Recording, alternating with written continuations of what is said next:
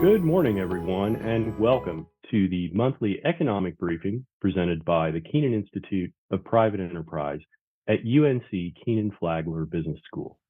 I'm Rob Knapp, External Affairs Interim Director, and it's great to have you with us this morning. So, we title these briefings, and we do it a little bit ahead of time. Sometimes the script gets flipped, and that may be what the housing numbers have, the employment numbers have done this morning. So we'll get to that in a minute. But first of all, the game plan before we do. Our show will go 30 minutes. It will start with a presentation from Camelia Coonan, who's our research director at the Kenan Institute. She will give her presentation, and then we will open it up to questions. You can submit your questions at any time during the show using the Q&A function at the bottom of your screen. For the media, if you submit questions, please include your title and your organization so we can make sure that those get answered. If you're with us by phone today, you can ask questions as well. You can do that by emailing me at rob_knapp@kenan-flagler.unc.edu. Like I said, we'll go about 30 minutes, probably to 9:30 or so. We'll try to squeeze in as many of your questions as we can, and we look forward to hearing from you. We also look forward to hearing from our research director, Camelia Coonan, who's put together a presentation and has been busily adjusting it since we saw the jobs numbers about 30 minutes ago. I will let her explain all of that to you. So good morning, Cami. Good to see you, and I will hand it off to you here. Hi, Rob. Hello, everybody. Welcome to this press briefing. Today, it will be an interesting one. Quite some surprising numbers this morning. The numbers that we were all waiting for this morning were the change in non-farm payrolls, and the second most important one that I was concerned about was the change month to month in the average hourly earnings. So, last month when we had this press briefing, I was pretty happy to see those numbers from April. The change in the non-farm payrolls in April came in pretty low at 175,000. And that was low relative to previous months. So it indicated maybe a sign of cooling off in the labor market. And then the month-to-month growth in wages for April came in at 0.2%. And that was below the expectation of about 0.3%. So we thought, well, good. So wage growth is slowing down a little bit, maybe, and the pace of hiring is slowing down too, or the number of the payroll numbers are a little weaker than expected. So it's probably good news for I think a nice glide path towards a soft landing. If the labor market goes off a little bit, then probably there will be less inflationary pressures. And this will give the Fed, reasons to start to decrease interest rates. And this is something that a lot of people, households for sure, are looking for because right now money is expensive. So today, the number that we were expecting in terms of non-farm payrolls was 185,000. Not too bad, not too weak, not too strong. But what we saw, in fact, was a reading of 272,000. It's a number that's actually above what we've seen earlier in the year. You can see these numbers in this graph here. So the last month reading was about here, adjusted now to 175,000, and the current number is 272,000 up here, right? So it's sort of going back to what we used to see earlier in the year when we were thinking that maybe the labor market was still too strong. And the other number that came in today higher than at least I was hoping is the average hourly earnings growth. It came in at 0.4%. We were expecting to see maybe 0.3%. So wages month on month grew a little faster than we were expecting. And again, non-farm payrolls are surprisingly high. The change is surprisingly high. So we're going to figure out how these numbers kind of match or go with other figures that we've learned in the past couple of weeks, all of which really indicating that the labor market is cooling off. So I'm gonna tell you about those figures, and we're gonna try to put together everything, right? Today's numbers are just a little piece of the puzzle. So if I were the Fed right now, I would say, oh, maybe this means that we shouldn't even think about lowering interest rates. The labor market is accelerating. This is not good, right? We're gonna probably see even more pressure on inflation. Well, maybe. The other thing that we need to keep in mind, though, is the unemployment rate. So even though the payrolls number went up by 272,000, we also learned today that the unemployment rate ticked up from 3.9% to 4%. So just to put it in context, this is still an unemployment rate, 4%, that's really very close to a 50-year low. So in terms of unemployment, this is not a big issue, to tick up to 4%, not at all. This is still a pretty healthy number, very healthy number, actually. But, if you put together this increase in unemployment with the increase in the non-farm payrolls, like how do you get these two to sort of square, right? How do you have more jobs, but you have higher unemployment? And this is the only way to square this is to think about what is the size of the labor force. So if you squint at some, at table A1 in the release we just got from the VA today, you'll see an interesting change in the size of the civilian labor force this month in May. It's for the first time in the last couple of years, you see a drop in the size of the civilian labor force of about 250,000 people. So this is how you get, a little higher unemployment, even though you have higher payrolls numbers. So some people are leaving the labor force. Now, turns out it's not uh, people who are in their prime age frame, so between 25 and 54 years. For these people, the participation rate in the labor force is not going down. Did not go down this month. It's definitely at or above pre-COVID levels. What's been happening is that the participation rate for older individuals, which has been below pre-COVID levels up until now, it continues to drop. So you see a drop in these numbers. So overall, again, if I'm the Fed, I'm thinking, the non-farm payroll increase of 27,000 in this month and the faster than expected wage growth, these are signs that we have a lot of, tightness in the labor market. But now we also have a higher unemployment rate because a bunch of people are out of the labor force. So we have to worry about those people and their well-being. Another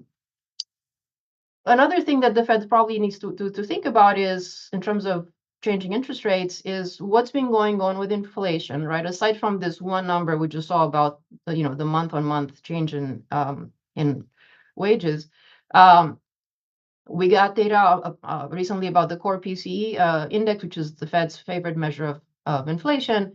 And over the prior 12 years, this core PCE index changed by about 2.8%, which is not crazy high, not too far from the 2% target. In fact, last week we saw that if you just look at the monthly change in this measure of inflation, in April, this was only 0.2%, and this is the lowest since January. So, inflation, if you look at, measures that the Fed tends to prefer, doesn't look too bad. It seems to be coming down. So, that's another number that has to matter aside, from these two figures that we were sort of surprised by today. Now, that being said, there are other measures of wage growth besides this month-to-month growth that we learned about today, 0.4%. And in other, if you look at other measures of wage growth measured over different horizons, you kind of see that it's still above, the wage growth is still above the inflation rate. So this means that probably households have felt in the recent months that they have more purchasing power in real terms, which they did. That being said, there are signs that this delta, this difference between wage growth and inflation, that is changing. And I'm going to show you some evidence about that soon, in a way that basically should make households concerned, and you in fact see some signs that they are concerned and they're reducing their spending. So we're going to get there in just a little bit. This picture shows you another measure of labor costs related to wage growth, but not, but including more than just wage growth. This is the employment cost index. This reading is from just a few weeks ago. It hasn't been yet updated. We don't have the new data, but as the most recent figure still puts these labor cost growth on an annual basis at 4.2%. And again, this is sort of concerning for the Fed, because it means that you have pressure in the labor market in terms of wages, which can then, in theory, could to lead to more inflation, right? But this, again, yes, it's true that we see this high growth in labor cost year on year of 4.2%, but at the same time, the core PCE is only at 2.8%. So perhaps this translation between high wage growth and inflation in the recent months has not really happened. And that's a good thing. Another sign that, the Fed definitely is looking at, that goes against this, the data that we've learned today about the labor market being maybe too frothy still, is the number with respect to GDP growth in the first quarter in Q1. A few weeks ago, the first estimate for that number was 1.6% annualized real GDP growth in Q1, and that number was good. It was pretty decent economic growth, but not too frothy. It was quite sustainable, especially relative to the numbers that we had seen in previous quarters, right? So when we saw the 1.6% first reading of the Q1 real GDP growth, everybody was pretty content. It was recently, that number was adjusted. There are revisions that happened to some of these figures over time. It was revised down to 1.3%, which some people would call sluggish. This is a sluggish rate of economic growth. So again, the Fed probably would look at this and say, interesting. We're not growing as fast as we thought. So again, you have to put this in balance with the numbers you saw today about this high increase in the payrolls. And more interesting is that a large part of this adjustment of the Q1 GDP growth from 1.6 to 1.3% was actually driven by a revision in household spending. So initially, we overestimated in Q1 how much households spent, especially on goods, in particular durable goods, like motor vehicles, and we adjusted that down now that we have better numbers.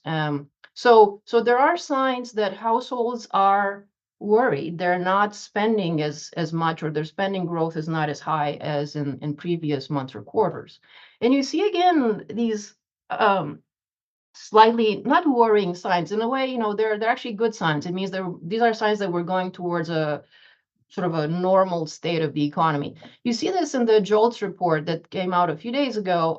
In terms of job openings, in April, the number for April came out a few days ago to 8.06 million, and that was below the estimate that was about 8.36 million, right? So, and if you look at this picture here for the job openings figure, if you look at this picture, you see that number has been steadily dropping in the past year and a half.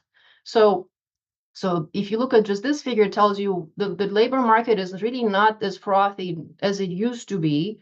One way to capture this is to look at the ratio of job openings per unemployed worker, right? So you divide these two numbers, how many job openings you see, how many unemployed workers you see.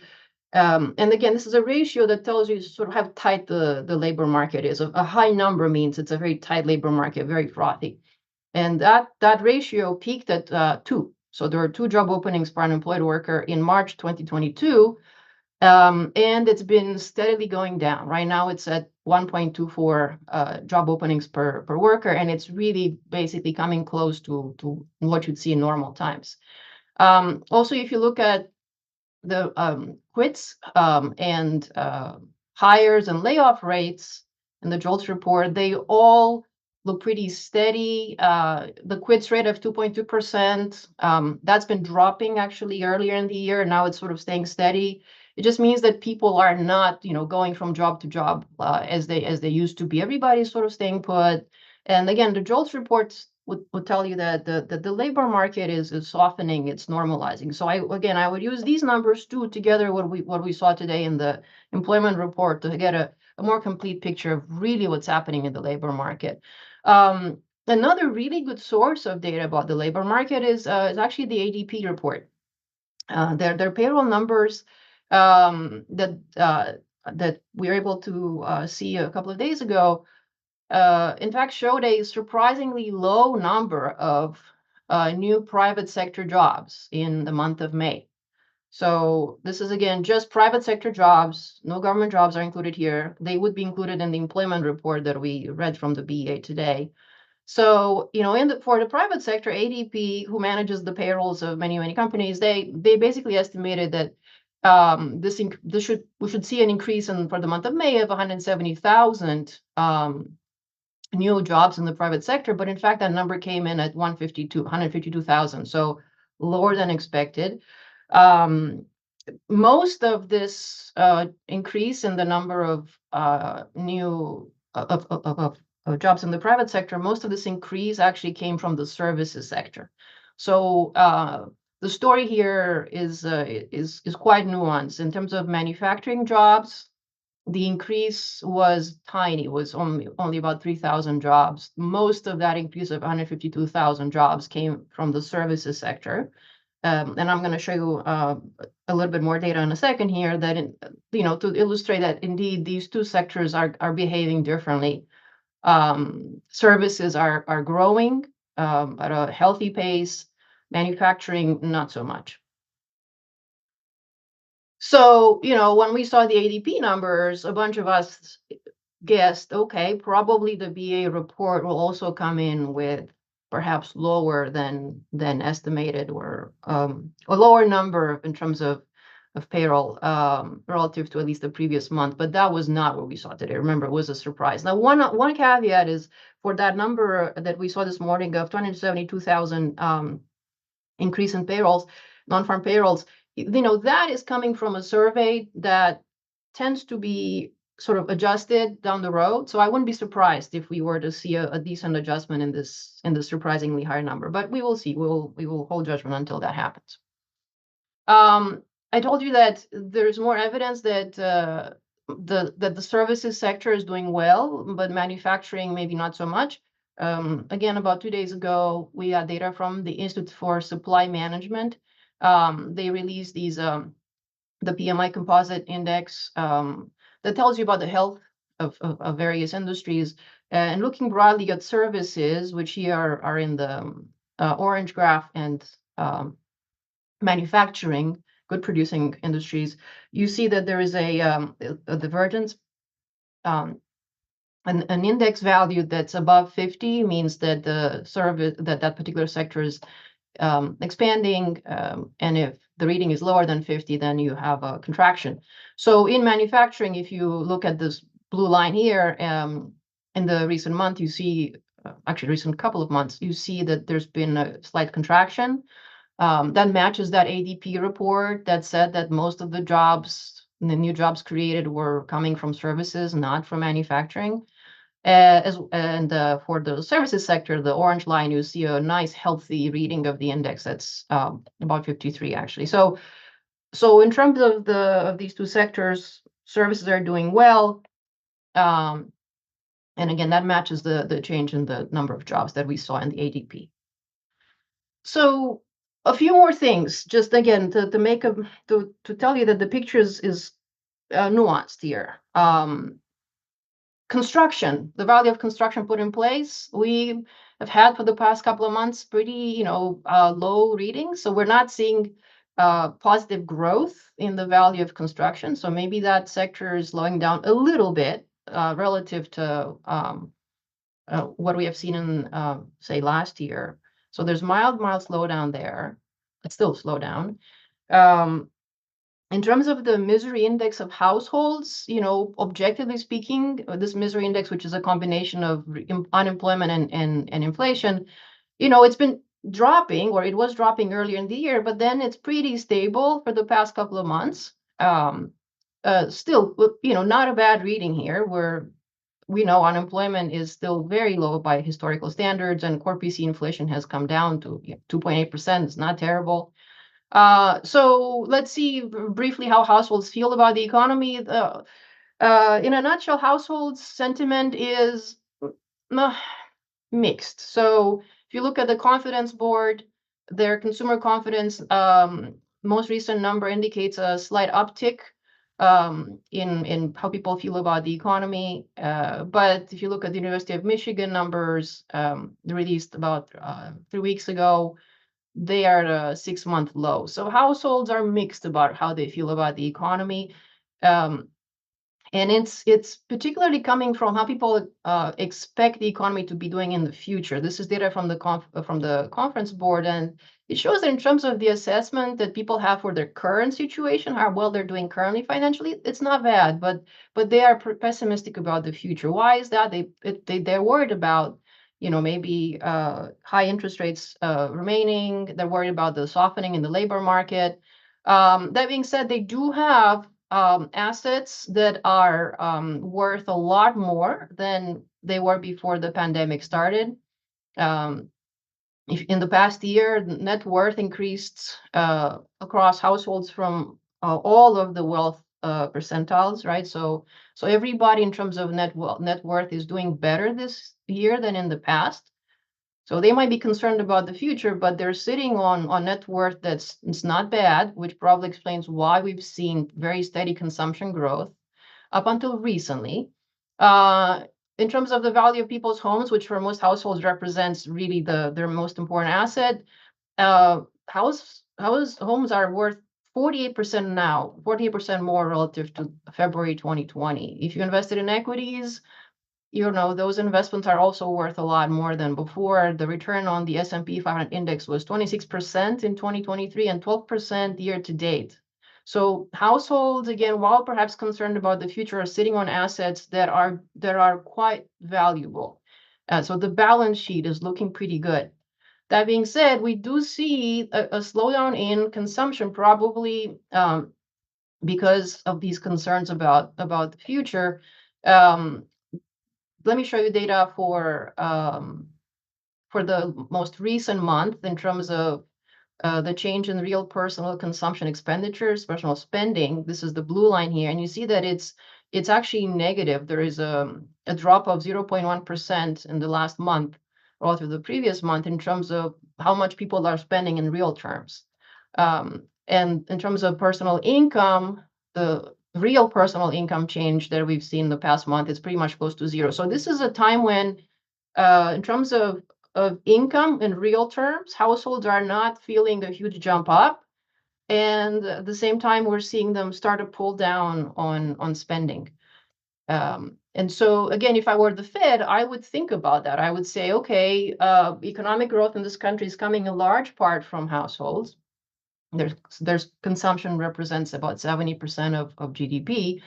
So households, they have assets worth a lot more than a few years ago. They're in terms of real incomes in 2023 for sure, and the beginning of 2024, they were doing well in terms of real income growth, but not anymore.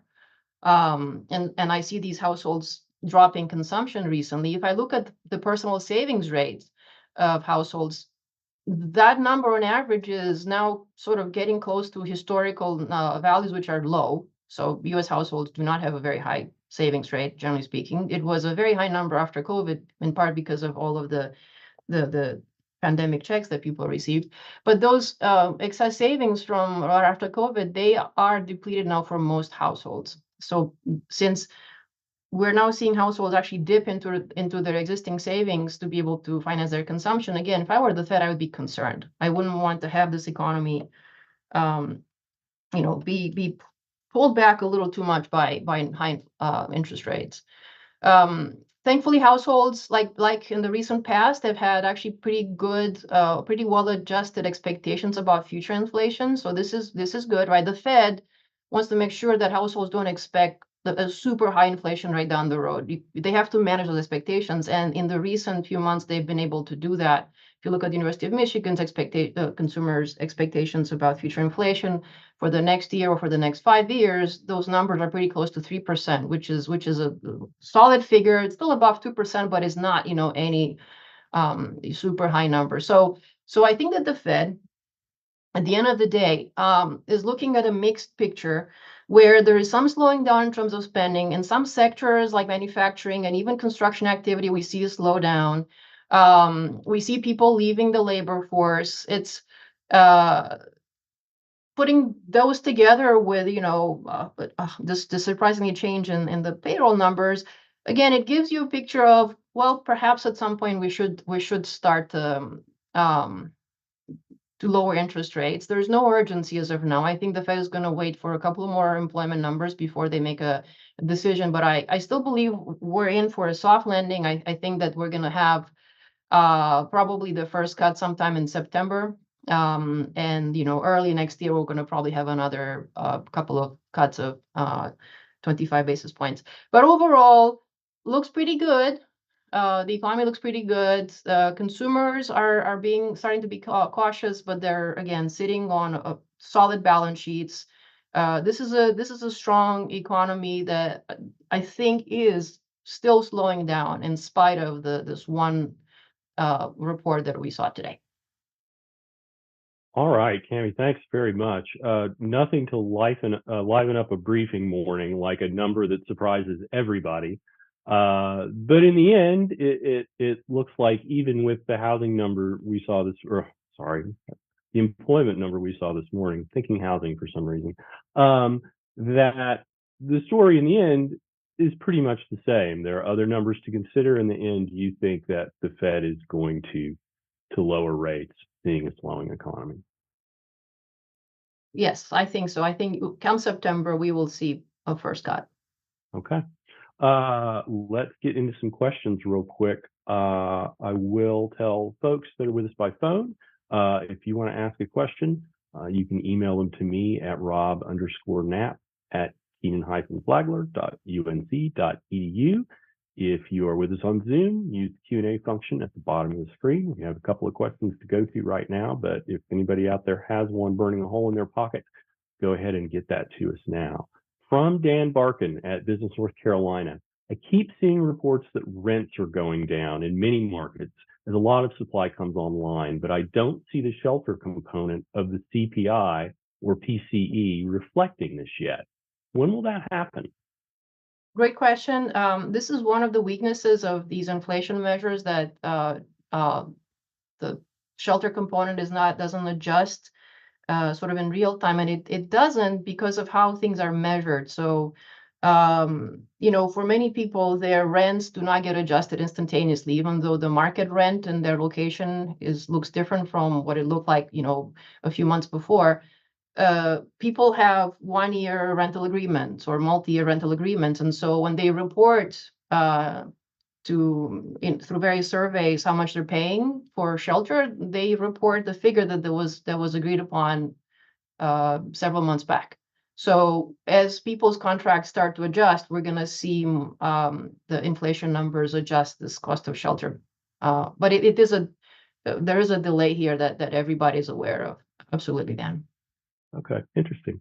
From Peter Pignataro, what impact do you expect the upcoming commercial loans refi at rates will present? I'm not sure I understand the question, Okay. but I think, if the concern is about firms' abilities to issue new debt or refinance.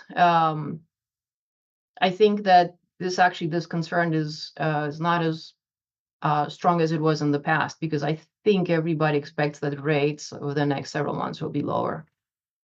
Okay. And Peter, I've got my Q&A screen open, so if you're out there and want to clarify, pop me something real quick. Here's another one we had.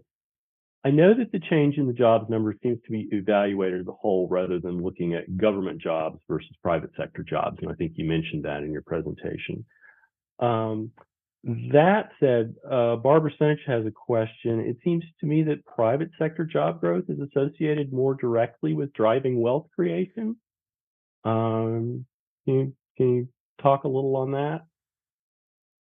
Completely agree. Private sector growth is very important for wealth creation. You know, you do not want to be in a place where all the jobs are government jobs. A lot of innovation happens in the private sector, so we want to see healthy growth in the private sector. Now, that being said, if you dig into the BA numbers released this morning, in terms of public sector employment, it didn't represent much of that surprise, that large increase of 272,000. People were projecting a growth of about 50,000 roughly in public sector jobs, and the actual increase that we saw in the report was within a few thousands of that. So again, the fact that we saw 272,000 change, which was higher than 185,000 we expected, that surprise is not coming from some huge change in jobs in the public sector. Okay, great. Thanks very much. It's been a very fast 30 plus minutes. So let me say thank you very much to Community Kenan for her analysis. Always appreciated. And this is 2 months in a row. I think you must get some sort of special merit badge for taking on 2 in a row. So much appreciated. Thanks to everybody who joined us out there today. We appreciate you being here, and we appreciate your questions. Also, thanks to Cody Morris, who handled the graphics this morning, Corey Powell, who's doing the Zoom magic, and Robbie Powell, who will edit all this down to something very wonderful that will be in your inbox fairly soon today. For the media that are with us, we'd love to continue the conversation. Anything that we handle and cover that you would like to talk about, please let me know if we can help your coverage. You can email me at rob_knapp@kenan-flagler.unc.edu. For everybody in the audience today, we invite you to come to our website, kenaninstitute.unc.edu. We have a lot of interesting things on there right now, including reconsidering the Chevron deference. We are talking about resilience in the age of short-termism, and something where we convened our experts, including Cami, talking about consumer sentiment versus economic indicators. A lot to learn from all of those things. Let me give you a programming note. Next month's briefing, since it would normally fall on the 5th, we are going to move it to the 12th, Friday the 12th, so that we do not interrupt your beach time or your post-July 4th cookout breakfast. So look for us on Friday the 12th next month. I think we'll have some fairly fresh inflation numbers at that point. So we may have a conversation that goes in a slightly different direction. We're just going to see what happens. That's kind of how we do it around here. So again, thanks very much for being with us, and have a great rest of your Friday.